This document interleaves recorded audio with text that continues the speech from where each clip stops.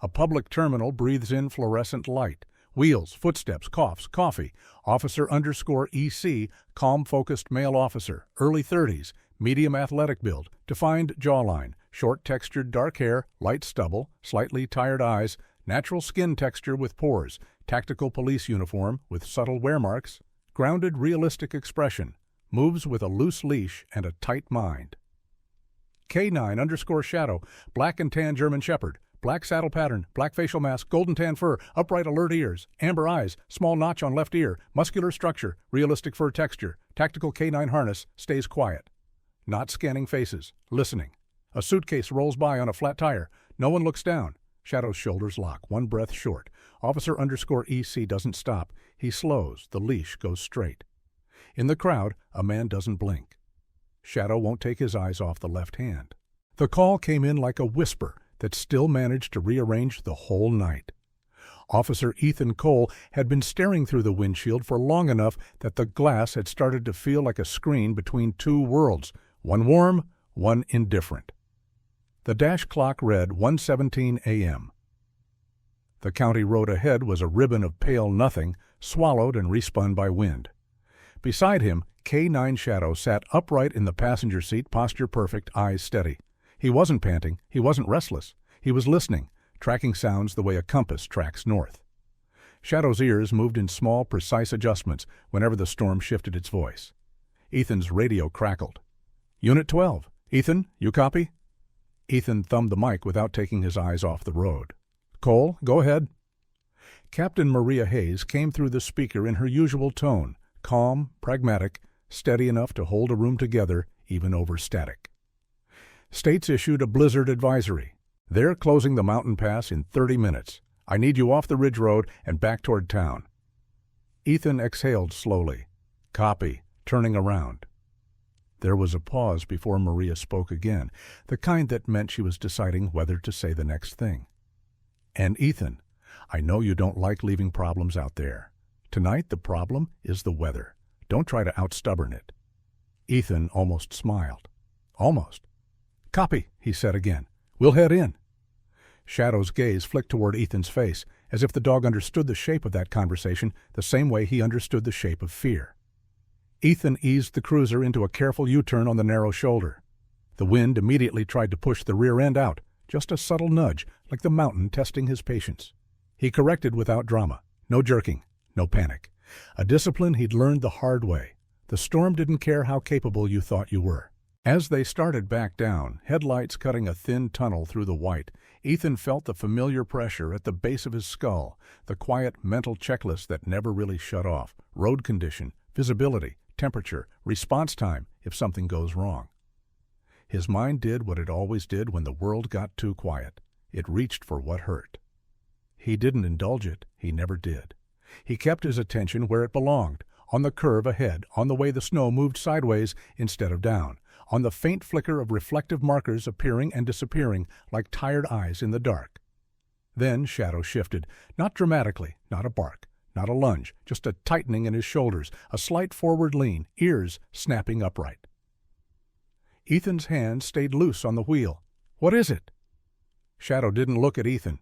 He looked out, down and right, toward the shoulder. Ethan followed his gaze. At first, he saw nothing. Just storm and drift and the ghost lines of trees.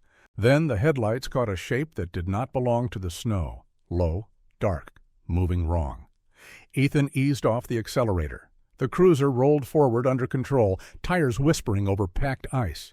He didn't slam the brakes. He didn't swerve. He let the car slow the way you let a breath slow when you're trying not to scare something fragile. The shape stepped into the beam. A dog. German Shepherd, female from the way her body carried weight and the roundness of her belly. She was big, but not in the well-fed, well-cared-for way. Big in the way a strong animal becomes when it's built for work and has been surviving on willpower. Her coat was wet and clumped with snow. Her paws looked raw, the nails split at the ends. She swayed as she walked, not drunk, exhausted. Every movement was an argument between instinct and collapse. Shadow let out a sound in his throat, low, controlled, not aggressive, concern. Ethan guided the cruiser to a stop, angled slightly so the headlights would keep the shoulder lit. He flicked on the hazard lights. The storm ate their blink immediately, but at least it was something. "Stay," he told Shadow. Shadow didn't move, just watched the dog like she was a signal only he understood. Ethan stepped out into the wind and got hit in the face with cold that felt personal, the kind that made your lungs hesitate. Snow stung his cheeks. The air smelled like ice and pine and the metallic edge of a storm that wasn't finished. He kept his hands visible and his posture low, walking slowly until he was several feet away from the dog. She didn't bark. She didn't retreat. She just stood there, chest heaving, eyes amber and fixed on him, not pleading, not panicking, assessing. Ethan knelt in the snow, ignoring the way it soaked through his uniform pants. "Hey," he said softly, like volume could be a weapon if you didn't respect it. "Easy." The dog's nostrils flared. She took a step and stopped. Ethan didn't reach out. He didn't want her to think every human hand was a claim. He glanced at her neck and felt something tighten behind his ribs.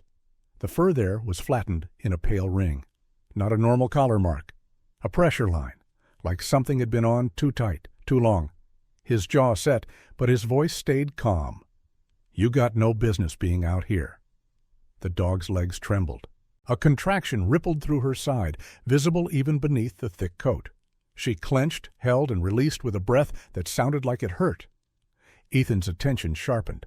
Okay, that's what this is. Pregnant. Near term. In this weather, on this road, alone. That wasn't a mistake. That was someone's decision. Ethan stood slowly, backing up toward the cruiser. The dog's eyes tracked him, cautious, ready to bolt if he made the wrong move. He opened the rear passenger door and turned the heat up. Warm air spilled into the storm and vanished. Still, it mattered. Sometimes warmth was a message more than a temperature. He grabbed a blanket from the cruiser's emergency kit, one of those cheap foil-lined ones designed for accidents, and a thicker wool throw he kept in the trunk because he lived in a county where winter punished arrogance. He returned to the dog and set the wool blanket down on the snow between them, not close enough to corner her. Then he sat back on his heels. Waited. Shadow watched from the passenger seat, eyes locked through the windshield. The dog stared at the blanket like it was a trick. Ethan didn't move. A storm does something to time. It makes minutes feel like rooms you have to walk through. Finally, the dog stepped forward, one paw, then the other, onto the blanket. Her shoulders sagged the smallest amount, like she'd been holding her body tight for days. Ethan kept his voice low. "Good." Another contraction hit her. Harder. She staggered. Ethan moved, but not fast. He slipped an arm under her chest and supported just enough to keep her from going down on the ice.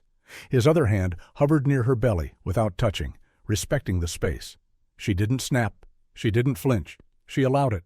That allowance hit Ethan in a place he didn't let many things reach. He swallowed it down. "All right, we're getting you out of here." He guided her to the open door, letting her smell the warm interior before expecting her to step in. She hesitated at the threshold. Shadow lifted his head and let out a single quiet huff, more breath than sound. The dog's ears twitched toward him. Shadow's gaze held steady, silent communication, calm authority. He wasn't challenging her. He was offering a translation of the moment. This is safe. This is work. This is not a trap. The dog climbed into the back seat. Ethan shut the door gently, like slamming it might break the fragile agreement. He returned to the driver's seat, boots dripping meltwater onto the floor mat. He looked over his shoulder. The dog had curled into a tight, protective ball, belly turned inward, eyes open, alert. "Okay," Ethan murmured. "Okay." Shadow turned his head just slightly, as if checking Ethan's state as much as the dog's. Ethan put the cruiser in drive. He didn't head toward town immediately. Not yet. A near-term pregnancy wasn't something you drove into fluorescent lights and waiting rooms unless you had to. Not with the storm still closing in. Not with roads turning dangerous. He made a decision that was both practical and personal. He went home, not to a cozy suburban house with a porch light. Ethan's home was a small, utilitarian cabin just outside town, a place he'd rented because it was quiet and had enough land for Shadow to run when Ethan needed the world to stop talking. It wasn't a place built for company. But tonight wasn't about what Ethan preferred. Tonight was about what the dog needed. The cabin came into view through the storm like a stubborn idea. Ethan parked close to the door and killed the engine. The sudden silence felt loud. Inside, the heat was minimal but steady. Wood stove, simple furnishings, the kind of space that served a life built around control. Ethan opened the back door of the cruiser. "Easy," he said again. The dog looked at him, then at the cabin, then back at him. She moved with effort, but she moved. Shadow hopped down from the passenger seat and took position beside Ethan without being told, his body a calm barrier between the dog and the unknown. They crossed the snow together. Inside, warmth wrapped around them, thin but real. Ethan closed the door against the storm, and for a moment the cabin felt like a pocket in the universe where the wind couldn't reach. He laid towels near the stove, not too close, just enough to take the bite out of the cold. The dog stepped onto them and stood there, breathing hard. Ethan grabbed a bowl, filled it with water, and set it down a few feet away. He didn't crowd her. She didn't drink immediately. She watched him. Ethan crouched, keeping his posture non-threatening. "You're safe here. For tonight, you're safe." He didn't know why he said it out loud, maybe because he needed to hear it too. Shadow sat at Ethan's side, eyes flicking between Ethan and the dog as if triangulating their trust. The dog finally lowered her head and drank, small sips at first, then deeper. The sound of it was so ordinary that it almost hurt. Ethan exhaled, then he reached for his phone. The screen glowed harsh in the dim room. He didn't call the shelter, not in a blizzard, not at this hour. He called Captain Maria Hayes. She answered on the second ring. "Cole." "I'm off the Ridge Road," Ethan said immediately, because he knew she'd ask. "But I'm not coming in yet." A pause. "Why not?" Ethan glanced at the dog, at the way she stood braced like the world had never once given her permission to relax. "There's a pregnant shepherd in my back seat," he said. "Found her on the highway shoulder, near term." Silence, then Maria's voice softened, not with sentiment, but with that pragmatic empathy that made her a good captain. "Is she injured?" "Exhausted, dehydrated, collar pressure mark, nail split, looks like she's been out for a while." Maria swore quietly. Not the dramatic kind, the disappointed kind. "Where are you now?" "At my cabin. She's inside, warming up." Another pause, Maria running her own internal map of liability, weather, and the kind of justice that sometimes had to be improvised because the system moved slower than suffering. "Okay," she said. "I'm not thrilled about you turning your house into an emergency kennel." "Neither am I," Ethan replied, and it was almost humor. Maria sighed. "Do you have someone who can assess her?" Ethan already knew who she meant. "Dr. Lena Moore," he said. Maria didn't ask why Ethan knew the forensic analyst's number offhand. She'd stopped asking questions like that months ago when she realized Ethan had a habit of quietly solving problems before they became fires. "I'll call Lena," Maria said, "and I'm sending Lucas to you with supplies." Ethan's instinctive response was to refuse. He swallowed it. "Copy," he said. Maria's voice sharpened slightly. "Ethan, this isn't just about the dog. If someone dumped her out there, that's a crime. We do this clean. We do it right." Ethan's gaze settled on the pale ring of flattened fur at the dog's neck. His calm didn't change, but something inside him aligned into purpose. "Understood," he said. "I'll document everything." "Good. Keep me updated." The call ended. Ethan set the phone down and moved slowly toward the kitchen. He warmed water. He found a soft blanket and laid it out in a corner that gave the dog a line of sight to the room. He didn't trap her behind furniture. He didn't close her into a space she couldn't control. He'd learned on the job and in life that panic often came from being cornered. The dog lay down cautiously, still guarding her belly. Shadow approached with deliberate calm and sat a few feet away, facing the cabin door like it was his post. The dog's eyes followed him. Shadow didn't stare back. He kept his gaze soft, his posture neutral. Minutes passed. The storm hammered the roof. The wood stove ticked as it heated. The dog's breathing changed, shorter, more controlled, like she was trying not to make sound. Ethan crouched, watching her flank. Another contraction hit. She tightened, endured, released. His jaw clenched. "Okay," he whispered, not to her, mostly to himself. "We're not doing this alone." A knock sounded at the door. 3 sharp raps, then a pause, then 2 more, like whoever was outside didn't want to spook the room. Ethan rose and opened it. Deputy Lucas Reed stood on the porch, snow clinging to his hair and eyebrows like he'd fought the wind personally and lost. Early 20s, energetic even when cold, eyes bright with the kind of competence that still had room for humor. He held 2 grocery bags and a canvas duffel. "Captain said you found a—" "Surprise," Lucas said, voice lowered immediately when he saw Ethan's expression. "Inside," Ethan said. Lucas stepped in and stopped short when he saw the dog. His face did something human, concern, anger, awe. Then he managed to rein it back in. "Wow," he breathed. She's big." "And tired," Ethan said. Lucas set the supplies down with exaggerated gentleness, like he thought sudden movement might break the air. "I brought towels, puppy pads, a heating pad. Well, not a real one, like a microwave pack thing. Bottled water, canned food, and, he rummaged. "A stuffed squirrel. Don't ask." Ethan's mouth twitched. "I'm not asking." Lucas glanced at Shadow and gave the dog a respectful distance. "Shadow's on it." "He's always on it," Ethan said. Lucas's gaze returned to the dog's neck mark, and his expression sharpened. "Someone did that?" Ethan didn't respond right away. He didn't need to. It was obvious. Lucas swallowed. "Do we call animal control?" "Captain's contacting Lena," Ethan said. "We're documenting." Lucas nodded, the humor gone, replaced by focus. "Yes, sir." Ethan started to correct him. Lucas didn't have to call him sir, but he let it go.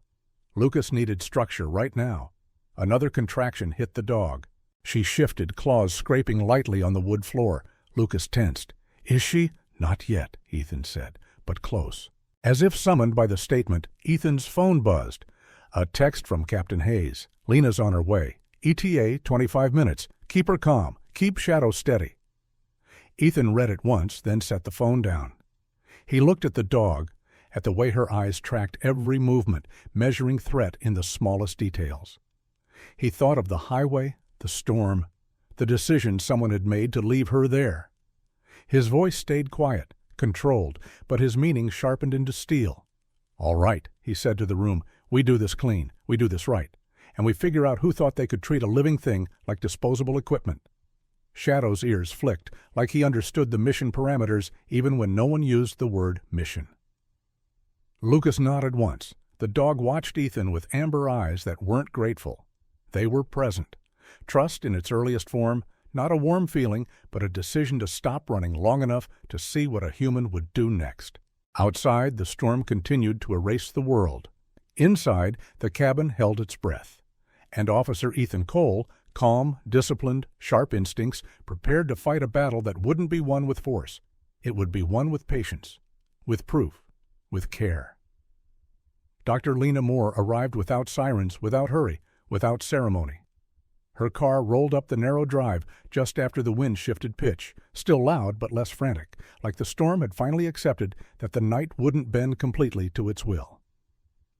Lena stepped out wearing a heavy coat zipped to her chin, hair pulled back, movements economical. She carried a hard-sided medical case in one hand and a small duffel in the other. Ethan opened the door before she knocked. "Thank you for coming," he said. Lena's eyes flicked past him immediately. To the towels near the stove, to Shadow's stationed posture, to the shape in the corner of the room. "I wouldn't have slept if I didn't," she replied, already inside.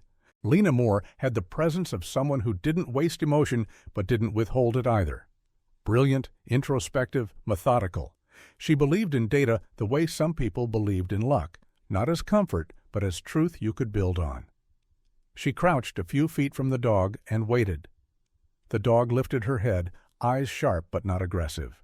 Lena didn't speak. She let the silence do its work.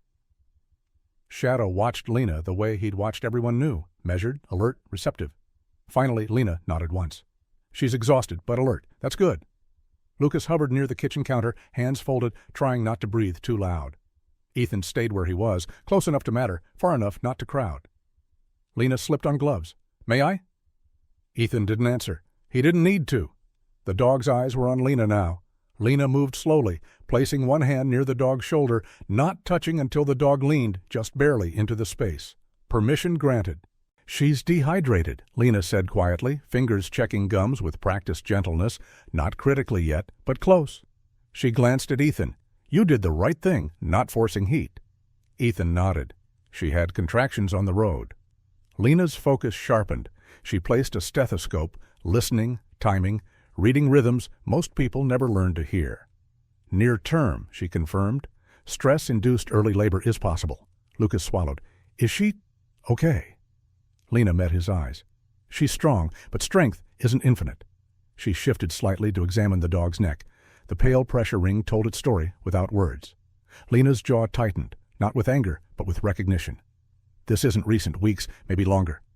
Ethan felt something settle into place behind his ribs. Evidence. She didn't run from you, Lena continued. That tells me she's learned the difference between harm and help. That usually comes from experience. Lucas muttered, or lack of it. Lena gave him a brief look. Or too much of the wrong kind. She took notes. Measurements, observations, weight estimates, nail condition, coat quality.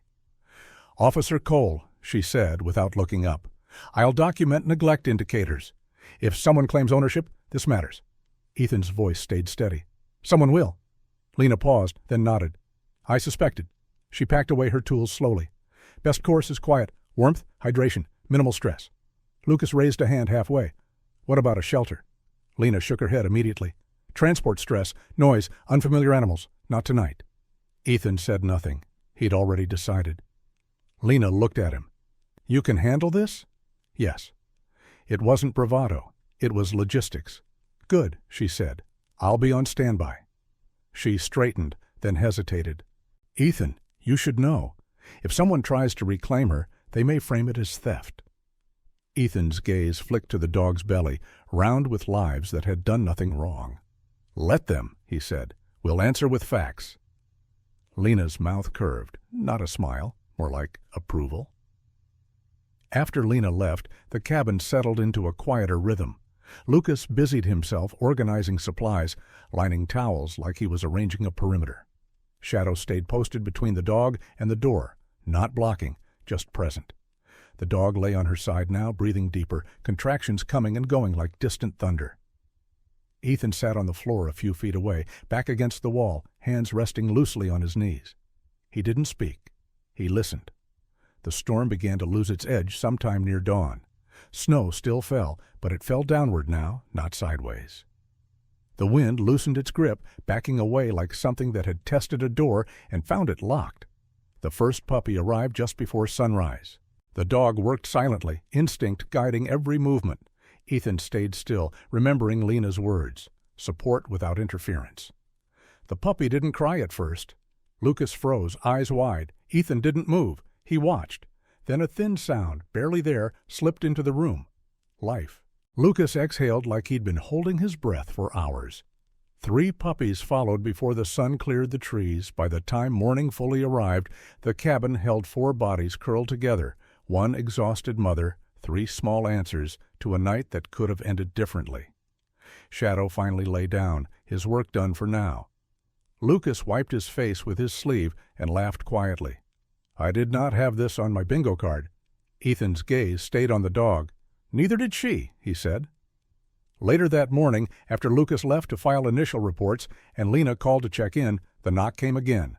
This one was different, not cautious, not respectful. Ethan opened the door and found a man standing on the porch like he owned the space. Early 40s, clean coat, too clean, eyes sharp in the way that measured exits first and people second. You've got my dog, the man said. Not a question. A claim. Ethan didn't bristle. He didn't step aside. I helped a dog in a storm, he replied. The man smiled without warmth. Property is property. I've got paperwork. Ethan's voice stayed level.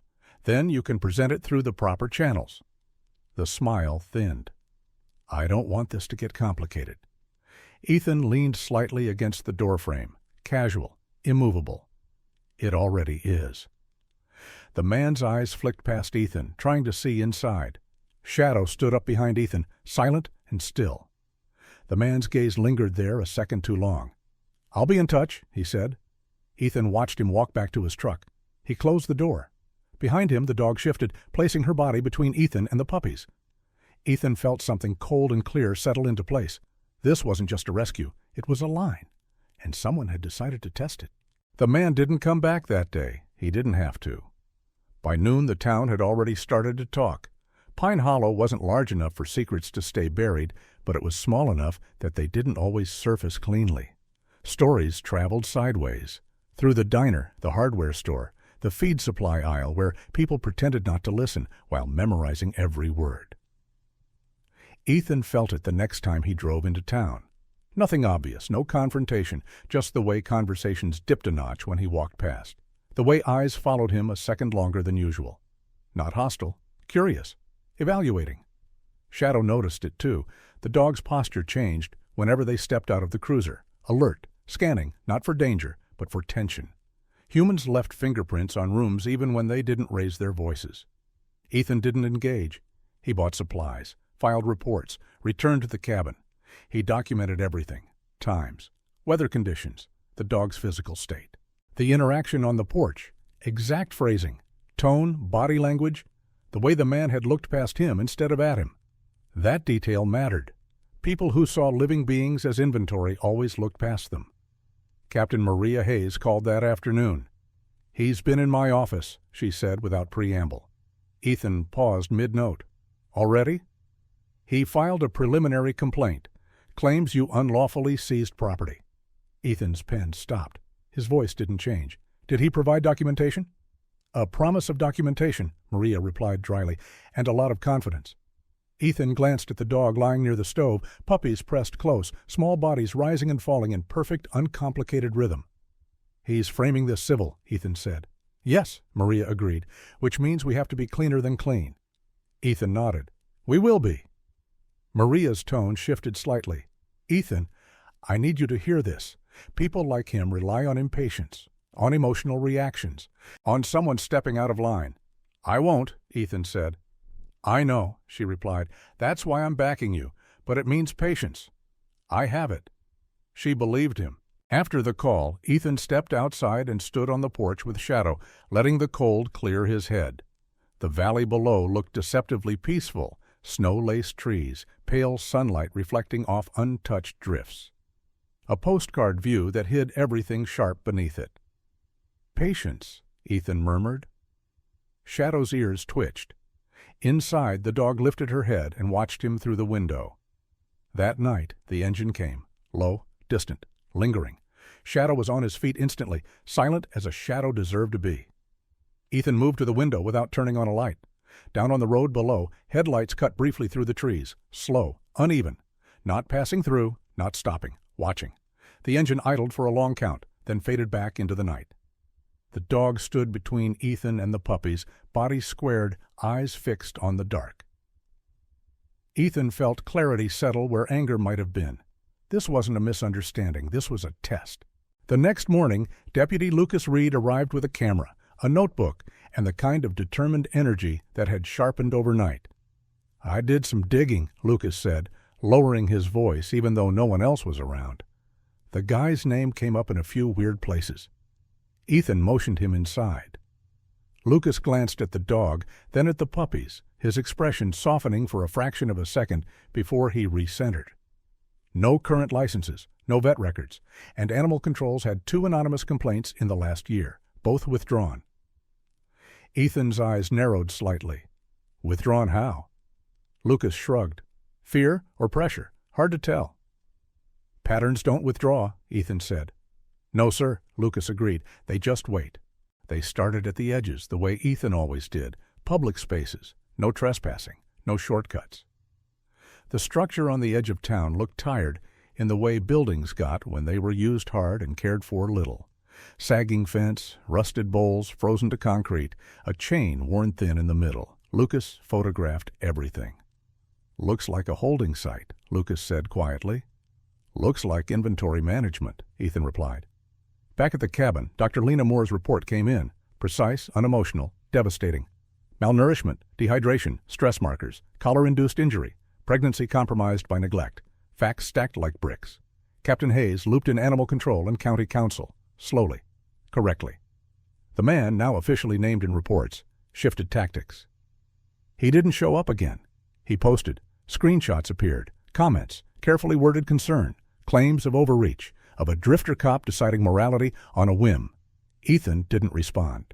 He forwarded everything, At night, the dog slept deeper. Her body relaxed incrementally, like each hour without threat loosened something that had been clenched too long. The puppies grew louder, hungrier, alive. The warrant came on a Thursday morning. Captain Hayes called it in herself. "They've got enough," she said.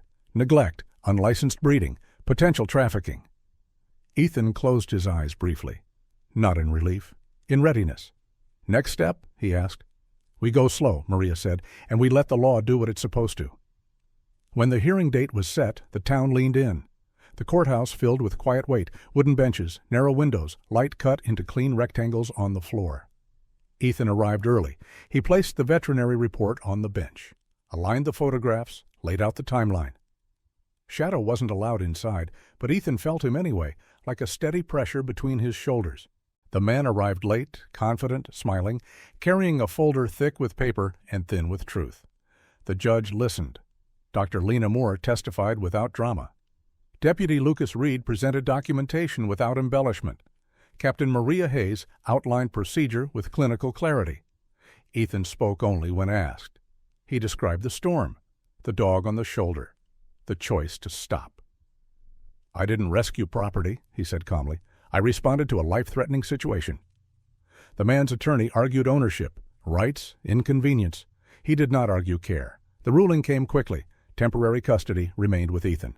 No contact permitted. Investigation to continue. Outside, the man's smile was gone. He didn't look at Ethan. Ethan watched him leave, then turned toward the road back to the cabin. This wasn't over, but it was moving. And movement, forward, deliberate, was all Ethan had ever trusted.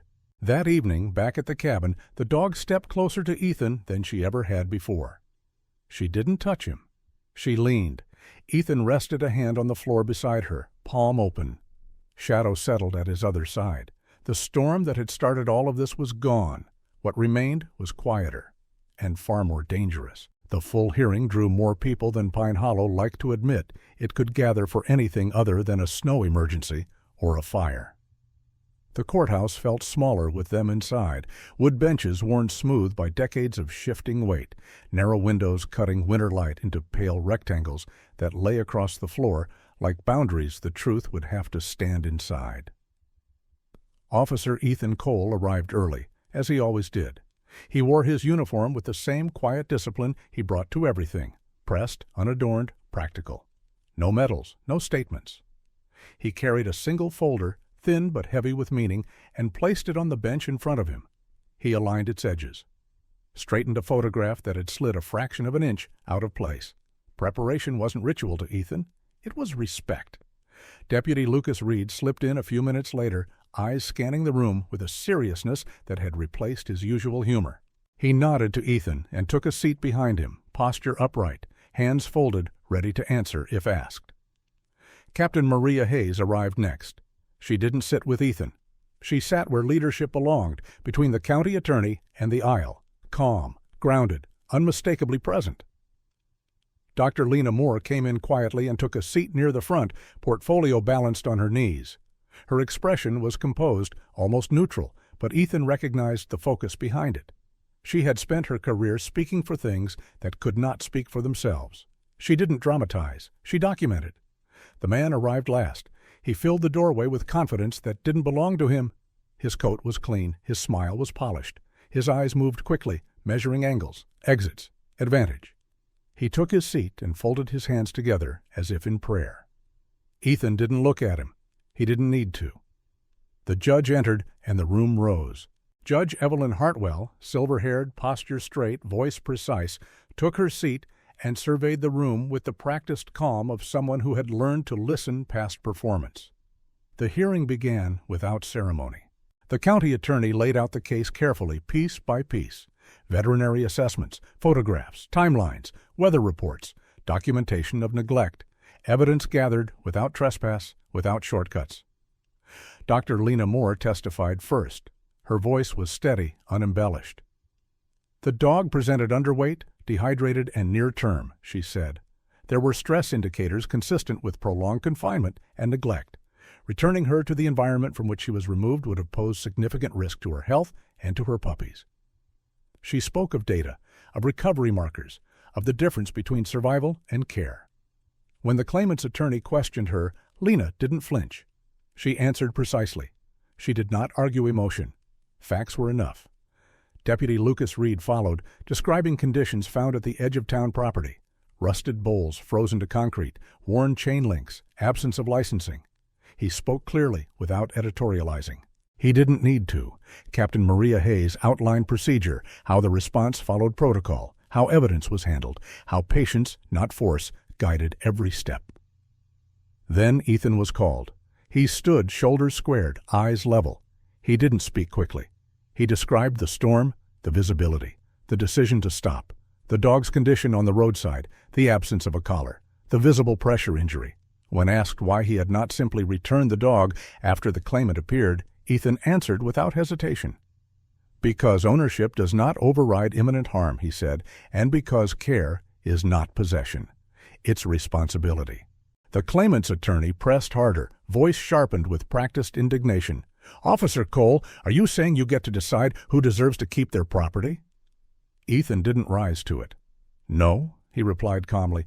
"I'm saying the law already decided that neglect isn't ownership." A murmur moved through the room, not approval, not outrage. Recognition. The judge called for a brief recess. During that pause, the bailiff opened a side door.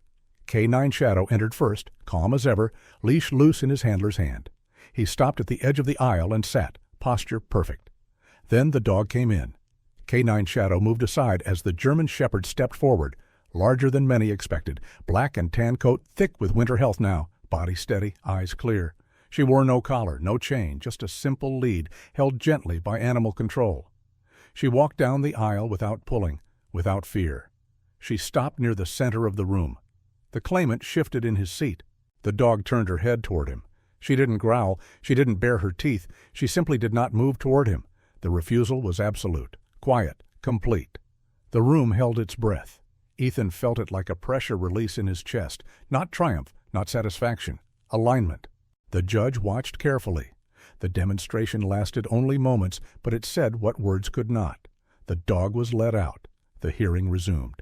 Judge Hartwell's ruling came without flourish. "Temporary custody is hereby made permanent," she said.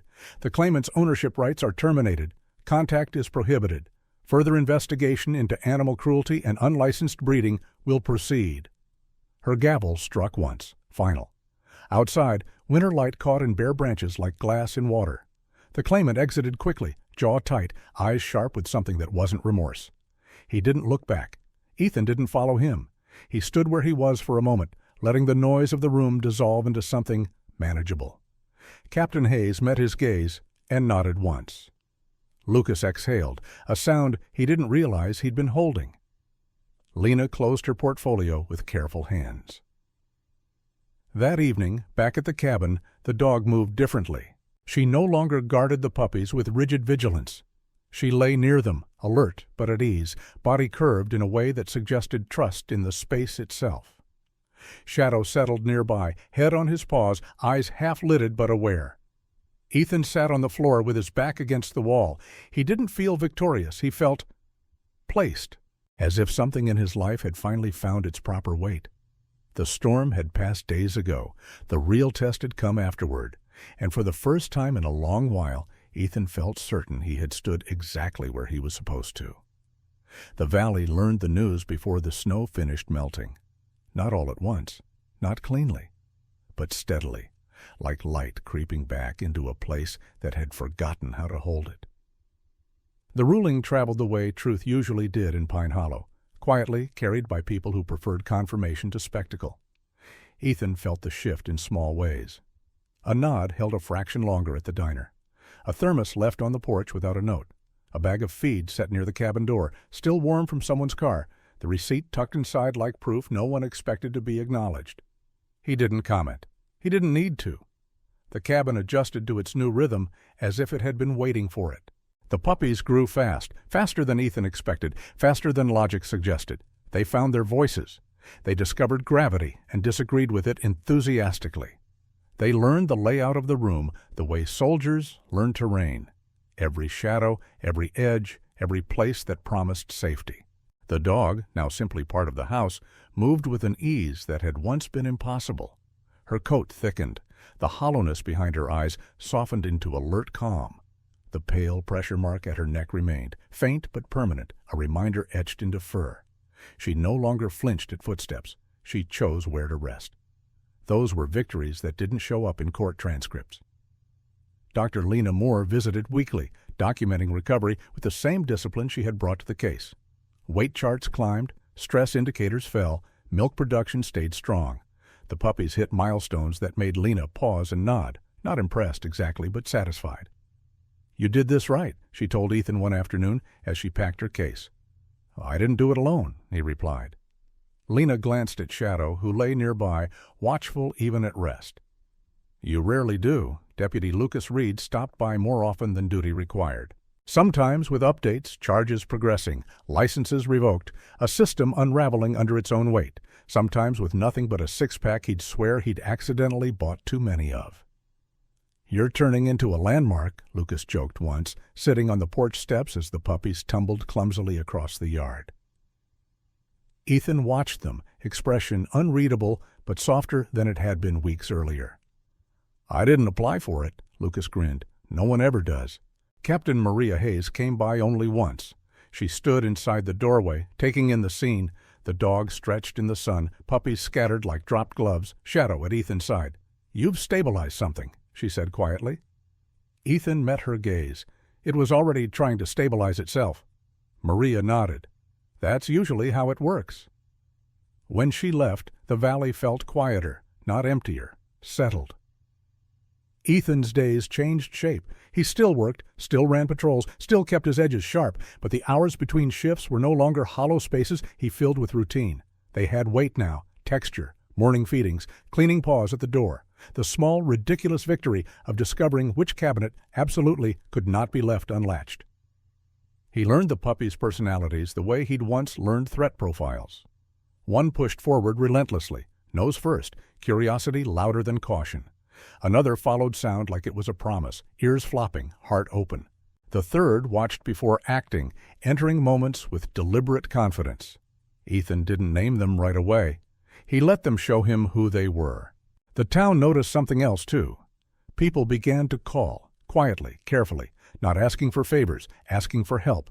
A neglected dog here, a cold night there, a temporary place while paperwork caught up to need. Ethan didn't advertise. He coordinated. Captain Hayes kept everything clean. Dr. Lena Moore handled assessments. Deputy Lucas Reed managed logistics with the kind of competence that grew with responsibility. Shadow remained the constant. He taught without teaching, anchored without force. Animals responded to him the way people responded to steadiness they could lean on. The cabin, once built to keep the world at a manageable distance, became a place of transit. Not chaos, order, clean blankets stacked in quiet precision, bowls lined like punctuation marks. A system born not of impulse, but of care that had decided to stay. Ethan found that he slept differently now, not deeper exactly, more honestly. When he woke in the night, it was to the sound of breathing that didn't belong to him, and instead of tightening, his chest expanded. One evening, as spring finally loosened winter's grip on the valley, Ethan stood on the porch with Shadow at his side. The dog lay nearby, watching her puppies wrestle in the fading light, her posture relaxed but aware. The road below curved through the trees, no longer a wound, just a line that led somewhere. Ethan thought of the night he'd stopped, of the coat laid on the ice, of the step back that had been the first step forward. He understood now that the rescue hadn't ended on the highway. It had just begun there. Shadow leaned lightly into his leg, a familiar weight. Ethan rested a hand on the dog's shoulder, hers, not Shadow's. She didn't startle. She didn't shift away. She stayed. The cabin door stood open behind them, not as an invitation to chaos, as a choice. Ethan didn't think of himself as saved. He thought of himself as aligned. And for a man who had spent years standing against storms, external and otherwise, that was enough.